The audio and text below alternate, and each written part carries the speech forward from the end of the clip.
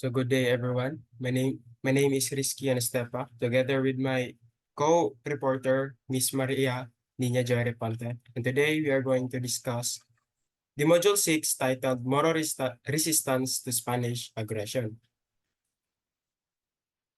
So the objectives of this module is, at the end of this module, the students should be able to answer the following questions. Why did the Moros resist Spanish aggression? How did they resist? And what was the impact of this resistance on the inhabitants of Luzon, Visayas, and Mindanao? So first, let's answer the question, why did the Moros resist to Spanish aggression? So we Filipinos often relate a narrative of resistance, subjugation, and oppression, revolt, and emancipation. So other foreign nations describes Filipinos as resistance, subjugation, and oppression, and also revolt and emancipation. So this include the story of both Moros and non-Moros in the face of foreign domination. The only difference is that the Moros would tell theirs as a narrative of relentless struggle, for in their eyes, they have always been free and self-governing. Stands to a reason that when the Spanish colonizers came and expressed a desire to establish a sovereignty in the lands long ruled by Moros, they were met with a resistance that would last for more than 300 years. So Moro-Spanish relations have been characterized with much strife and bloody encounters according to Domingo Nan. So can you see Domingo Nan? He is one of the Moro piracy during the Spanish period and its impact. No? So he says it has not been so in the first 50 years of Spanish arrival in the Philippines. According to him also, their treatment of one another could even be described as cordial. His observation might be overrated for what appeared in the account of Legazpi's expedition. There was already a naval engagement between them and the Muslims as early as 1565. So the first encounter between the fleet of Legazpi and Muslims took place in March 1565. So mo daw ni ang first meet nila or their encounter. So the Spaniards captured Iberian trading vessels in the vicinity of Bohol after a battle where about 20 Bernarians were killed as against one Spaniard. In 1569, another encounters occurs na pod, wherein 9 Spanish vessels successfully engaged 20 vessels manned by Borneans and Zulus in Visayan waters. So in 1570, it was widely known that this is the turning point of Moros history between the encounter of Martin de Goit or de Goite and Sulaiman in Manila. Spanish frigates led by de Goit sailed into Manila to meet with local Muslim rulers. So itong si Martin de Goite is one of the Spanish leaders. While ito naman si Sulaiman, he is one of the local Muslim rulers. Sulaiman is also the chieftain of Manila. An understanding was established between Goite and Sulaiman, which allowed for a Spanish settlement in exchange for protection from Sulaiman's enemies. So, nagkaroon sila ng alliance. However, yung alliance na nabuo nila did not last long. This resulted to an exchange of gunfire between the Moro and Spanish forces. What matters is that the Spanish troops eventually arrived in Manila and burned it to the ground. This defeat on the part of the Moros planted the seeds of anger that fueled their resistance against Spanish aggression. Moreover, the Moros reacted in ways that would help them preserve their lands and livelihood, and most importantly, maintain their freedom after sensing the threat posed by the Spaniards. So, to answer the question, yung unang question, why did the Moro resist against the Spanish aggression? It is because of freedom. So next is, how did the Moros resist Spanish aggression? So the response of the Moros to the action of the Spaniards can be categorized into 3. First is retaliatory or revenge. Next is collaborative. Then last is piratical. So it can be categorized into three. First is let's discuss the retaliatory. Retaliatory, the so-called Moro Wars are being characterized by retaliations and counter-retaliation attacks, raids, and counter-raids between the two parties which lasted for more than 3 centuries. So, ang Moro Wars daw is characterized against the Spaniards. So one example was the Moro invasion of Spanish provinces for a period of 3 years after the Jolo or Holo attack in 1752. The particular attack on Moro territories was said to have prompted the series of raids that successfully desolated and laid waste to the provinces of Aklan, Negros, Romblon, Mindoro, Marinduque, Zambales, Sorsogon, Albay, and Camarines between the 1750s and 1800s. Next is collaborative. So, the retaliatory acts of the Moros were the necessary but involuntary collaboration that they had to make with the Spaniards. Again, na-mention ako kanina that meron silang konting alliance na form. These forms of collaboration were manifested in the purchase of guns from the Spanish enemies, trading ventures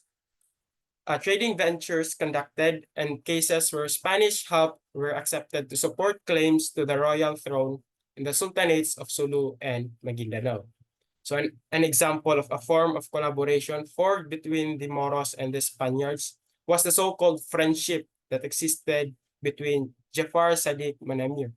Itong si Jafar Sadiq Manamir, he is a younger brother of Sultan of Maguindanao, who had ever since wanted the throne for himself. So medyo selfish si Jafar Sadiq Manamir dahil gusto niya ang throne only for himself, and that of the Spanish colonizers.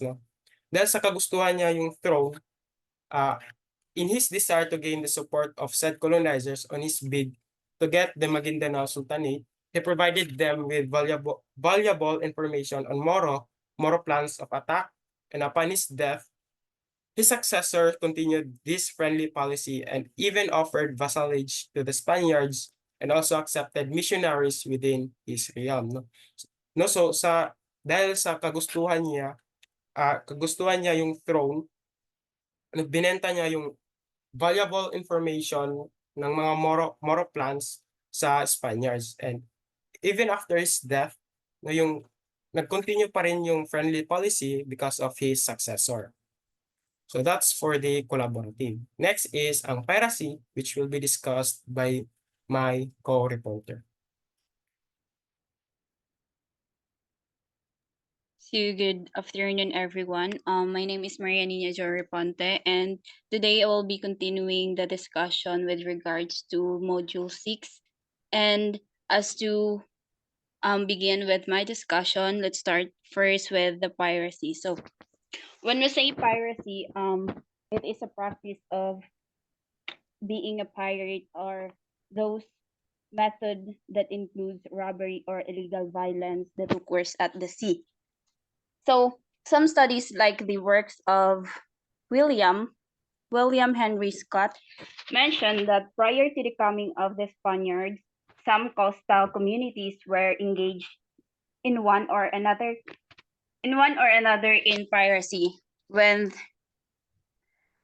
controlled as a matter when the Spaniards rather arrived, communities they controlled as a matter of policy stop piracy, but those not controlled by them, like Moro communities, continued piracy. It is said that what is piracy to one is a way of life to another. So before the Spaniards is kanang nabot sila diri sa Philippines is gitry nila og kanang take over or i-control ang communities nga naa sa coastal area nang duol sa mga dagat. But then later on kay ilahang gusto nga i-take over ang kaning mga Moro. However, mag-resist man ang mga Moro sa ilahang pag-take over sa ilang communities. That's why ang resistance is kanang murag ning spread siya or ning dako ang ilahang murag alitan or kaning away or feud between the Spaniards and the Moro. And then Ang kaning giingon diri nga it is said that what is piracy to one is a way of life to another is dili ibig sabihin nga nag-practice og piracy ang isa ka community or ang isa ka tribe is that kanang piracy na siya for all, but it is a way of life is kanang murag gina-consider nila ang piracy or ang kaning act of or ang kaning practice of being a pirate as kanang a way of their living, kanang it is a way of para mas makasurvive sila in a daily kanang basis nila. Next.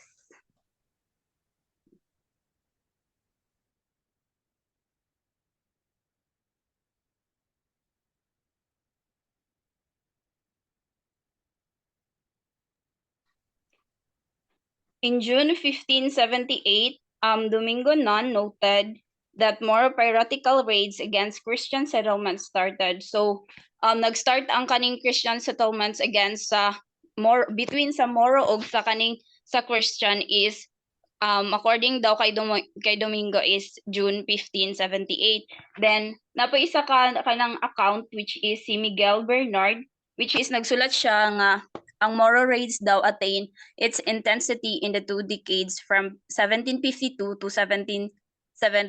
So murag na reach ang kanang peak sa mga Moro nga magpractice sa lahang piracy during daw ani nga mga dekada, which is ang 1752 to 1773. But it was in 1754 that these raids reached their climax. So, na-share ka ng different version kung kanus ajud ka ng murag na-reach sa Moros ang ilahang pinaka-intense nga raids nga nahitabo sa Philippines. That was the year, as he puts in that the Moros made their greatest inroads in the Christianized portion of the Philippines.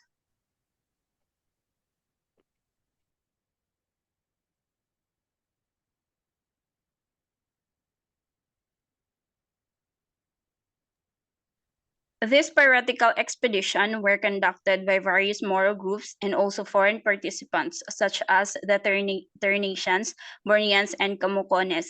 Most of these expeditions were often, if not always, deemed successful and beneficial to the Moros and detrimental to the Spaniards as villagers were looted of its treasure and people. So, ang kaning piratical expedition daw nga ginabuhat sa mga Moro groups dati is that dili lang sila ang dili lang plainly mga Moro people ang involved ani, but also naay other participants such as ang kaning mga Ternatians, Borneans, and Camucones. These three kaning tulo ka nga gi-mention di is mga people ni siya, different people nga located with different place. Most of these expeditions were often, if not always, deemed successful and beneficial to the Moros and detrimental to the Spaniards. So ang kanilang ginabuhat nga activity or ang kaning piracy nga ilahang gina-practice is that if dili siya successful kay naa siya yung mga detrimental. When we say detrimental, kanang mga negative nga impact or mga harmful nga na hitabo towards other party or sa pikas nga grupo. So if dili daw siya beneficial sa mga Moros, detrimental siya sa pikas grupo, which is ang Spaniards, as villages were looted of its treasure and people. When we say looted, kanang murag ginatilok jud ang kanang mga treasure nila sa ilahang community. With these losses, the Spanish government had to take measures in order to stop the devastation of Christian settlements. So tungod ani nga kanang grabe ka murag forceful ang kaning mga Moros kay daghan og loose sa parts sa mga Spanish or sa Spanish government. So ang kaning Spanish government nagtake na sila og kanang different measures or kanang different actions in order para ma-stop ang kaning devastation sa Christian settlements between the Spaniards and the Moros. So one of the defensive measures initiated daw by the Spanish authorities was the construction of fortresses in various towns. These fortresses were then augmented by a network of watchtowers in strategic places along the coast. So, mura ni siya og kanang naa sa coastal area nga murag tambayan para naay someone nga mag-guard or naay someone nga magbantay or watch over sa place or sa area. So this way, the townspeople were given warning of any approaching piratical raid. So with that daw, tungod atong kaning fortresses nga ilahang ginabuhat is that since naay magbantay or naay mag-guard kanang murag ilahang i-alarm or mag-signal sila sa ilahang people sa community or sa ilahang townspeople para makabalo sila nga naay kanang mga raid nga mahitabo murag ilahang mag-signal sila sa mga tawo nga uy naay mag-raid murag something nga ana. So with that murag maka-prepare sila something. So furthermore, the ports were supplemented by small fleets of armed galleys and frigates that patrolled the coast. So kaning galleys of frigates kay mao ni siya ang kanang type ni siya sa kanang mga ship bitaw sa mga sakayan nga ginagamit nila para mag-patrol sila sa coast area.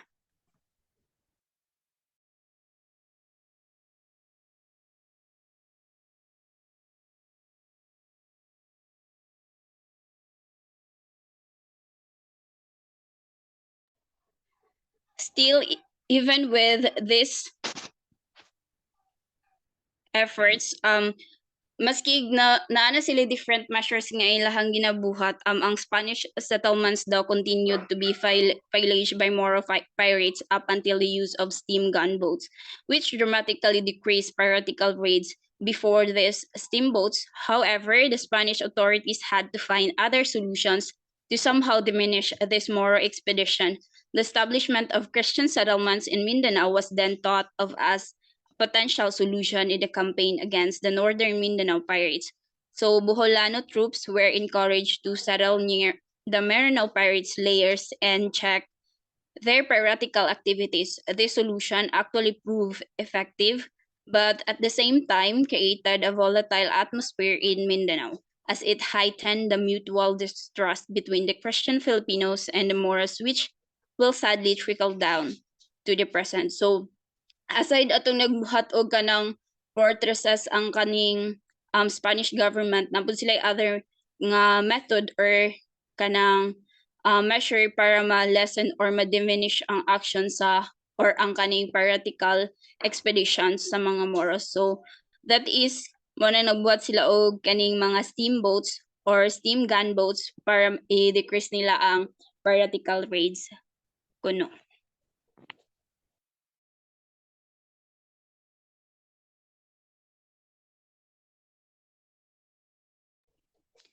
Also, there is another method that was adopted by the Maranao Moros. The lake dwellers have chosen the defensive side in their initial dealings with the Spaniards. This was manifested in the event following the expedition of Capitan Francisco de Atienza and Fray Agustin de San Pedro in 1639 and that of Don Pedro Bermudez Castro in 1640. Both expeditions were given the task of converting the Lana Moros to Christianity and of establishing garrisons in the area that shall help in enforcing Spanish sovereignty. The Spaniards thought that to achieve all this, alliances would have to be made with the Maranao chiefs. So, na sila ang other methods sab nga ilahang gi-take into action just for kanang malesen ang kanang mga raids nga nahitabo and the feud between the Spaniards and the Moros. So, ang kaning expedition daw is ginahatag ang task sa para ma-convert ang Lanao Moros to Christianity and with that nag-establish sila og garrison in the area that shall help in enforcing Spanish sovereignty. When we say garrison, these are the people nga murag mag-guard sila sa isa ka area just to maintain kanang peace or something malasan ang kanang feud between the community. And then the Spaniards that time thought that para ma-achieve nila ang tanan nga kanang murag ma-diminish ang Moro expedition ang mga activities sa Moros or kanang ma-lessen nila ang resistance sa mga Moros sa ilahang murag pag-take over or sa ilahang pag-take control sa ilahang community is ang ilahang gihuna-una nga ang ma-achieve lang nila ang ilahang goal pag mag-establish sila og kanang alliance sa mga Maranao chiefs kanang mag-establish sila og kanang connection or kanang bond between sa kanang mga leader sa mga Maranao kuno.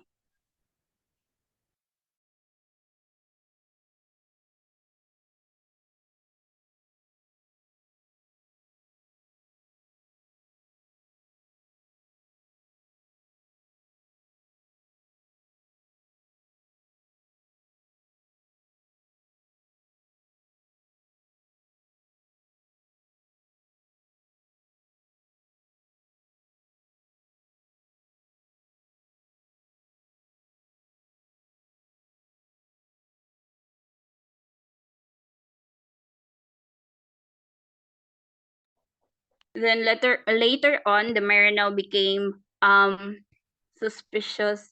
Biskihan dili na ako makita ng slide.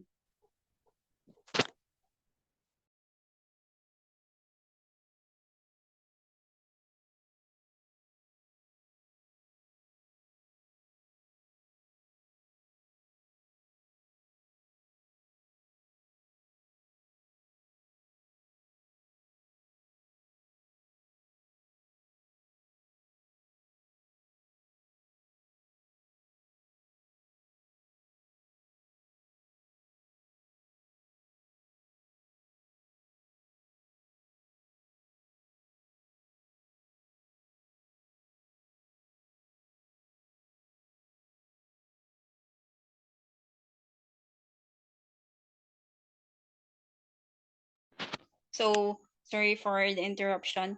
Now let's continue. So the Marinos became suspicious of the Spaniards, motivated by the threat of subjugation. They drove back the Spanish troops to the coastal area and also burned the latter's garrison in the lake area.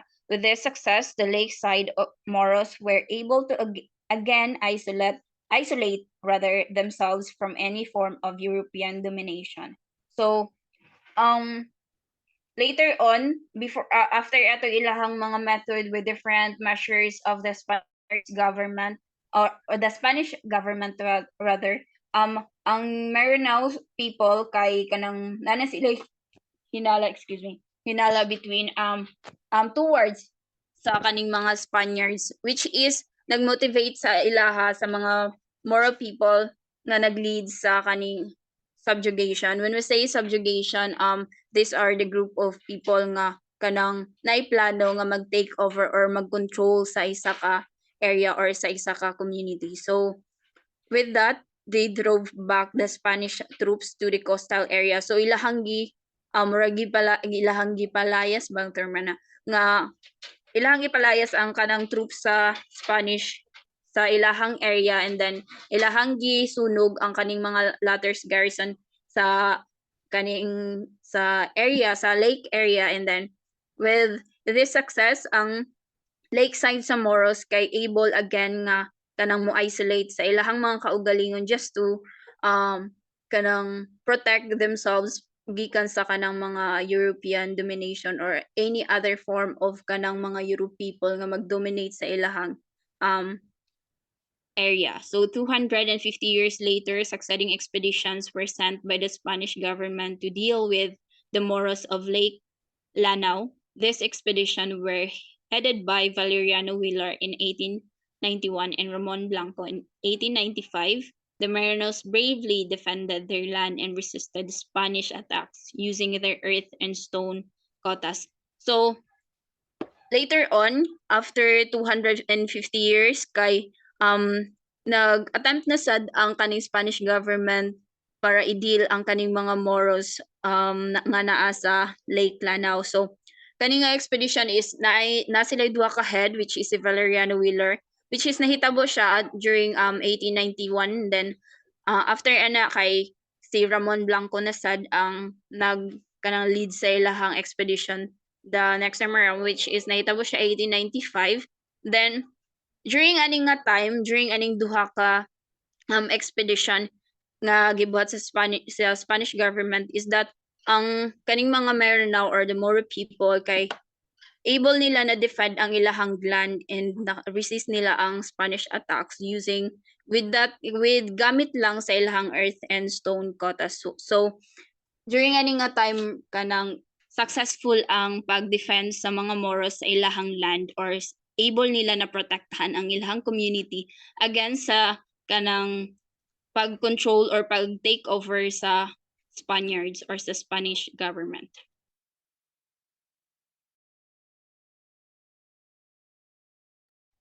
One of these heavily fortified kotas was that of Dato May Pakpak. His kota was known to the Spaniards as Fort Marawi, and was Whaler's primary military objective for destruction before all other kotas defending Lanao. But despite the major operation mobilized by Wheeler to defeat Amay Pakpak, he and his troops were forced to return to their bases in North Lanao as the kota proved to be stronger than they had expected. So, ang kaning pag ang katong ang successful nga defendant or successful nga pag-defend sa katong mga Moro people against sa expedition atong expedition nila Wheeler is that it's because of the kanang ilahang gamit sa ilahang kota, which is much more stronger siya than sa ilahang pamati. So when we say kaning Fort Marawi, it is ang kanina siyang place nga equipped siya with ancient cannons. So kanang murag na siya kanang na siya able siya basta na siya kanang murag na siya na siya murag basta na siya canon kanang ancient canon which is powerful siya or kanang able siya makaprotect sa people sa community. So Blanco leads the second expedition. This time around, defeat was met by Amay Pakpak and his Merino troops despite the additional defenses they have done in Fort Marawi. Blanco's gunboats and English-made rapid-fire guns proved to be mightier than the Merino's bravery. So the second time around, during katong sa expedition nga gilid ni Wheeler is para i-defeat si Amay Pakpak, ang troops ato nila Wheeler is kanang nimbalik sila sa ilahang area. But later on katong kay Blanco na sa second expedition kay ang defeat kay marag dari na siya nga time na defeat si Amay Pakpak o si Dato Amay Pakpak because of kanang despite sa katong ilahang defense or sa bravery nga naa sila, but kanang mas kusgan ang kaning mga gunboats nga ginahimo sa mga English made or kaning mga rapid fire guns nga which is mas kusog siya compared sa ilahang defense.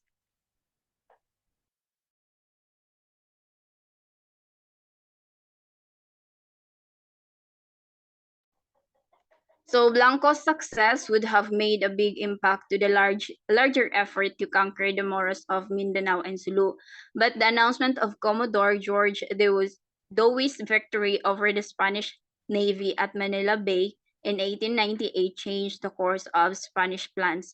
The succeeding turn of events would save the Moros from further Spanish attacks, but would unfortunately place them in the hands of a new enemy. So katong na 'di ba nakadaog si kaning during sa expedition ni Blanco is able nila na defeat si Dato Amay Pakpak, but ang kanang ilahang expedition is napod sila other party bitaw nga murag naapod sila feud dito which is ang kaning kauban or ang kaning alay ni Blanco is napili siya with sa kaning other pod nga party. So ang kani nga event is instead daw nga mas favor siya sa mga Moro people kay na-defeat ang kaning murag alay or kaning murag ka-alliance nila sa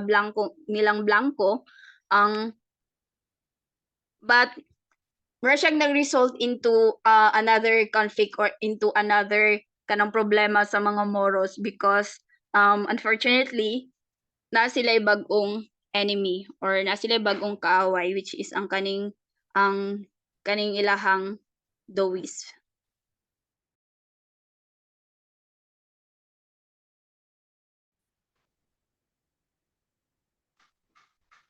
So to further elucidate things about the module 6, which is kaning resistance against kaning sa Moro, to answer the another question is kaning what was the impact of this resistance to the inhabitants of Luzon, Visayas, Mindanao, and Sulu?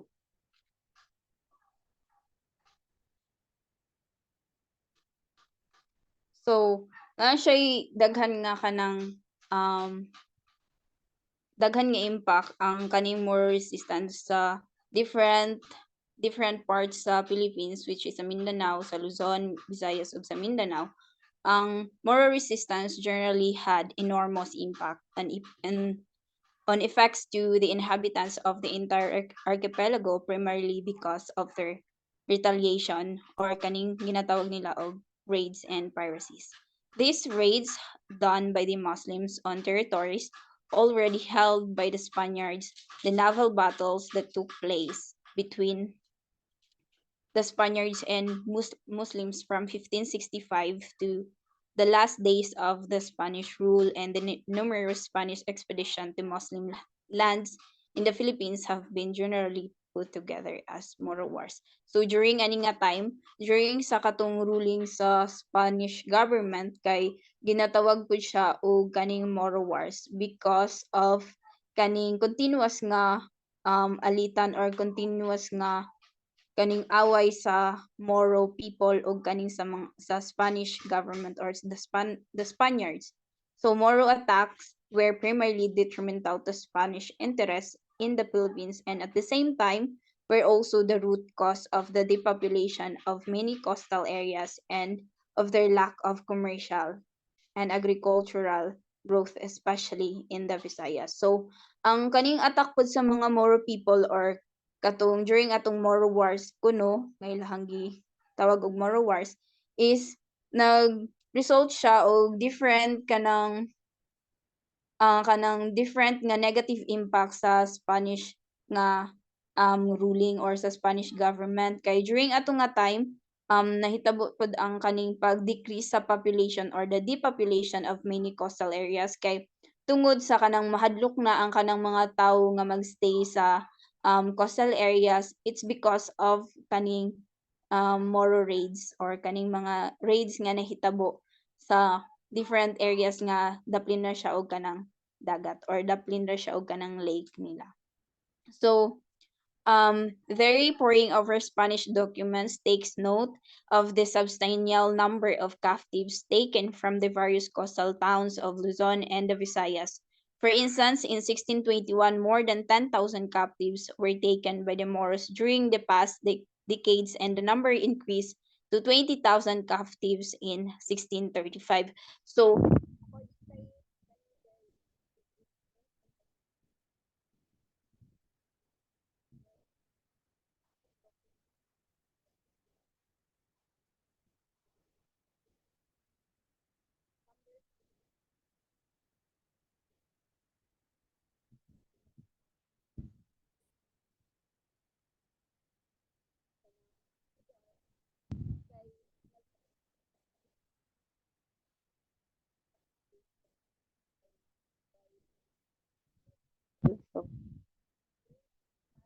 decades kay according kay Derry, sa 1621 kay more than 10,000 ang kanang na-captivate sa mga Moro people. Then sa kanang during sa past na decade,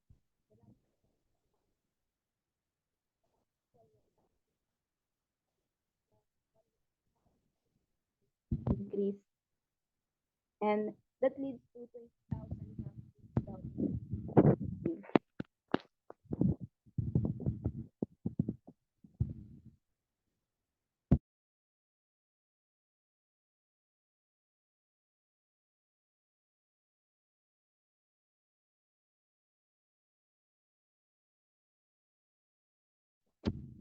From 1719 rather to 1751 in Palawan. alone, 10,000 were killed or taken as captives. So, during daw sa 1719 hangtod sa 1751, nahitabo ni siya sa Palawan kay sa Palawan lang mismo na ada 10,000 ka mga tawo nga um, either gipatay or di hostage.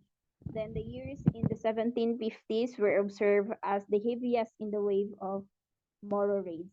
By 1758, the population in Bicol region was reduced to 8,000 persons. So, during sa 1758, kanang ang population sa Bicol region kay mas ning baba siya nga naabot siya og kanang 8,000 na lang ang mga tawo nga namuyo dadto. Then next is the Franciscans in 1759 reported that in various towns they administered many members were missing or unaccounted for and that they were either captured, killed, or had taken refuge in the mountains. So, lahi na po ni siya nga group of people which is ang kaning Franciscans during the sa 1759 na different kanang gi-report sa ilaha which is sa ilaha daw different towns kay naidaghan kaayo nga mga members sa community nga mawala or unaccounted nga either gipatay sila or kanang gikidnap sila or kanang gidala sila as kanang mga refugees nga nagpuyo na sila sa kanang mountain. Next is according kay Governor General Vasco Y. Vargas in 1778 added that the Moro attacks caused the decadence of the island which disrupted peace and order, stopped the intercoastal trade and commerce, destroyed many towns and croplands, and carried away many inhabitants to captivity. So when we say decadence kay it is an act of kanang morally or culturally declining as characterized by the excessive indulgence. So according kay Governor General Vasco Y. Vargas during aning 1778 nga year kanang ang kaning attack sa Moro is daghan kayo siya og impact sa inhabitants sa mga tao. It's because ang different towns o kaning different mga ng trading nga nahitabo is na-stop siya. It's because of kanang Moro raids. Next is the priors may have exaggerated their claims that the Moro raids accounted for the population decline due to the effects of the raids against them. The priors played a vital role in this struggle as they were primarily the ones who lead the people during the attacks. Many of them suffered death, captivity, and ill treatment. So, during ani nga time, sa resistance sa mga Moros kay ang mga priors ang mga kanang murag superior or naay kanang or kanang ginatawag og leader sa exact community. So, ang kanang mga priors is katunan sa church murag mga sabi tawag ana murag obispo something ana sa Catholic. Then sila ang kanang mga leader. So kay dati man jud ang mga leader is kanang nasa church, mga pari. So the priors played a vital role. So during ani nga time, sila ang mag-lead sa mga people kung unsa ang mga kanang different measures or mga pamaagi just to kanang protect the people within the community. However, during ani nga time, ang syempre ang leader ang kanang magdawat sa kanang different ill treatment and then kanang suffered different uh, mga experiences nga to the point nga na sila kanang ang uban is ginapatay and then ang uban kay gina kidnap or gina himo sila og hostage.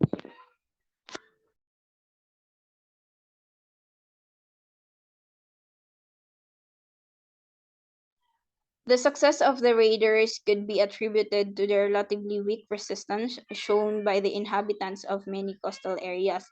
It was only after the destructive Moro raids of the 18th century that the ban was eased by the Spanish authorities as they passed onto the native population in 1799 the burden of conducting the wars against the Moro raiders, but Moro raiders had their tactics in conducting their raids. So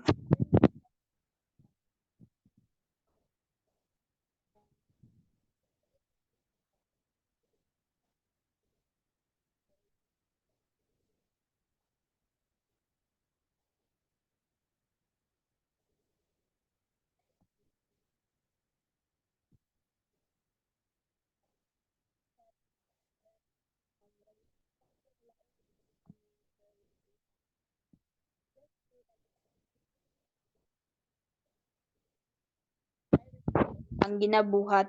Moatake sila during kanang kadlawon, during dawn, in which kanang mga tawo mangguda na nga time is kanang tulog. Then with that, moatake sila yung ana nga oras, then ilahang sunugon ang town as well as ang mga simbahan, then ang kanang farm or kaning crops land sa mga tawo, which is source sa kanang living sa mga tawo nga nagpuyo-an nga area. So these practices injected fears and psychological impact that terrified the inhabitants of the coastal towns that they raided. So it's because of kanang naipamaagi jud ang mga Moro raiders kung paunsa sila moatake sa isa ka community. Then to the point nga kanang matake sila og kanang tulog ang mga tawo, din nilang sunugon ang mga balay, sunugon nila ang town, ang simbahan, ang source of living sa mga tao, which is ang kaning farm, ang kaning cropsland. Then kanang murag nanay anxiety ang mga tawo sa isa ka community or sa isa ka town. Ang nana sila kanang kahadlok, nanay psychological impact sa ilaha, kay hadlok naman sila nga atakihon sila balik sa kaning mga Moro. Then another note effect of these Moro raids was poverty among the natives. Many passes in the various seas surrounding the Philippines were described by the inhabitants as perennial layers of the Moro. So kung mingon tag perennial layers kay place na siya in which kanang naay resistance nga nahitabo. Of the Moros, their dominance of these seas literally ended inter-island trade and traffic.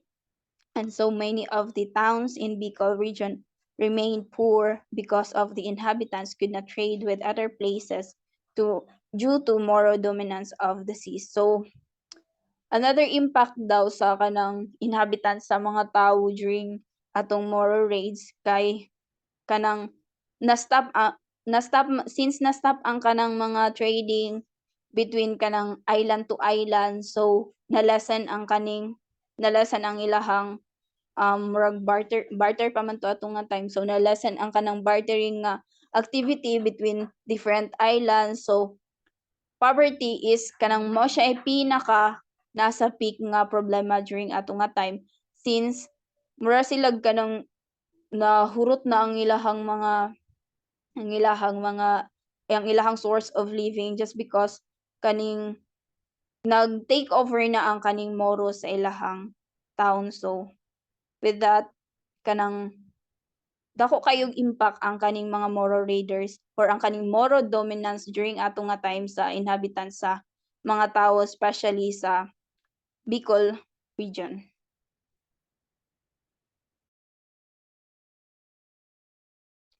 The raids did not only account for the poverty and miserable state of many places in Luzon and Visayas. So ang katong raids kay dili lang poverty o kanang a miserable state sa isa ka place which is ang kanang sa Bicol. Dili lang siya sa Bicol region nga nahitabo, but to many places in Luzon and Visayas. It is also caused the decline or death of many coastal towns. There were provinces whose towns were reduced in number and merged with other towns because of their decreasing population. So ang mga tao nga nagpuyo sa kanang coastal area kay syempre tungod sa ilang anxiety, tungod sa ilang fears, tungod sa kanang ilang kahadlok sa mga Moro raiders, so mobalhin jud sila og puyo. So isa sa kanang impact sa inhabitants during atong nga time during sa Moro dominance is kanang nag-decrease ang population to the point nga ang number of people sa isa ka town is mugamay hangtod sa ang isa ka town na lang is emerge as a biggest town just to kanang murag mudaghan ang ilahang population. The Moro raids also exacted very substantial damages against the Spanish colonial finances. The destruction caused by the raiders upon many coastal towns left the inhabitants in dire circumstances, rendering them unable to meet their tribute obligation to the colonial government. In the same way, those raids drained the Spanish colonial coffers. Kung may coffers, mo na siya ang katong mura bitog small box nga kanang ginasudlan siya og different valuables or different items. In short, katong murag chest siya nga ginabutangan og mga treasure. The colonial authority in Manila in 1722 noted the heavy financial exhaustion of the colonial structures that were routinely burned and plundered by the Moro raiders from 1778 to 1793 alone. The Spanish colonial government had spent the amount of 1,519,209 pesos for the salaries, ships, and expedition sent against the Moros. So kanang tungod sa kaning murag ka frustrated na sa Spanish colonial sa Spanish government because dako na kayo kanang murag damage ang kaning mga Moros sa ilaha is that nag-spend na sila og too much money just for them kanabitong murag just for them to stop the Moro expedition or kanang just for them to stop the Moro raiders kato.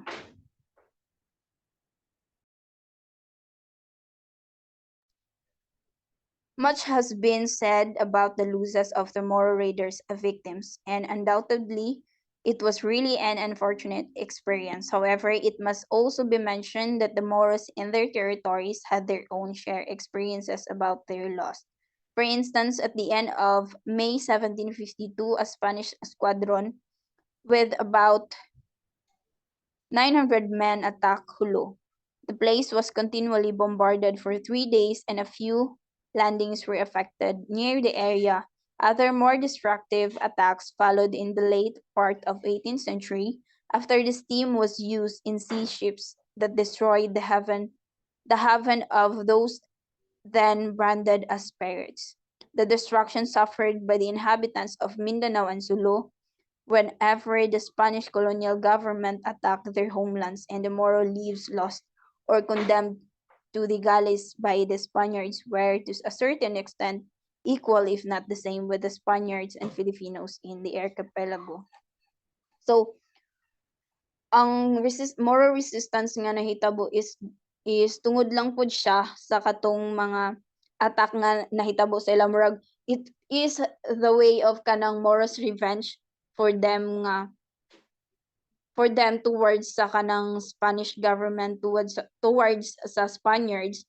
It's because dili lang man pud sila ang dili lang sila ang kanang murag kanang naay sila ang kanang murag bad guy di ari nga part but also napoy kanang sala ang kaning Spaniards during ato nga time. It's because sila ang murag ng gusto sila kanang ilahang tungod sa ilang gusto nga i-control ang kaning mga Moro. So that's why ang Moro mag-resist sa ilang dominance then which is nag-lead to more conflict and then nag-lead siya into kanang more war noon between the Spanish government ug sa mga Moro.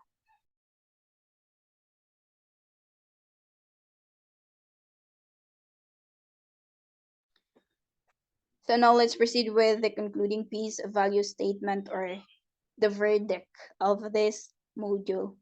So our history tells us that the centuries of Moro raids was one factor that deeply affected the inhabitants of Luzon, Visayas, and Mindanao and Sulu.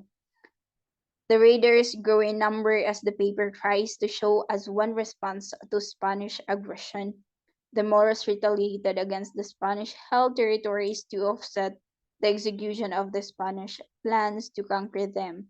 The impact of the retaliatory raids, as Derry concluded, was incalculable, showing that the Moros of Mindanao and Sulu succeeded in making the Spanish and their local allies pay a high price for the effort to conquer their lands. In effect, it can be said that the destructiveness of the raids produced a stalemate in the Philippines, one where the Spaniards were confined in Luzon and the Visayas and the Moros in Mindanao and Sulu. When we say stalemate, it is the progress of the other party, na ay progress ang isa ka party. Perhaps the stalemate both vital time for the latter as their raids prolonged their independent existence until the Americans came. Even so, the Moros never ceased to struggle to maintain their independence and exercise their freedom.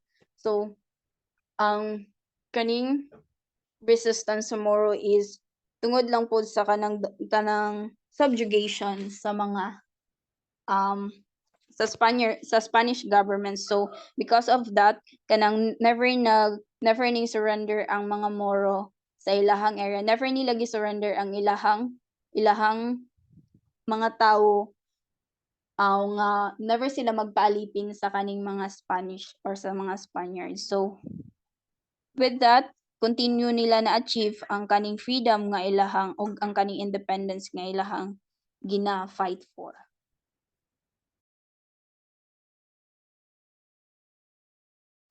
There may be a point in our history wherein it is assumed that they became part of the Philippine government as a whole, but just after a few decades, they showed up again as brave ones, claiming the independence they had been exercising and enjoying for a very long period of time.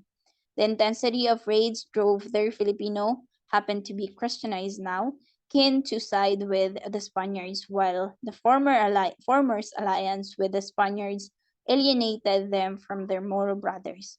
Only then that a person, either a Muslim or Filipino, could say that it is not if he would look at it in a deeper sense, realizing that those experiences were already part of our history that make us who we are at the present.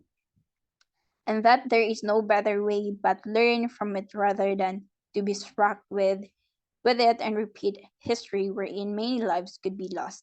Hopefully, those painful experiences in the past would give so much inspiration to us to strive for harmony. And one way to achieve this is through dialogue, a strategy, or a style.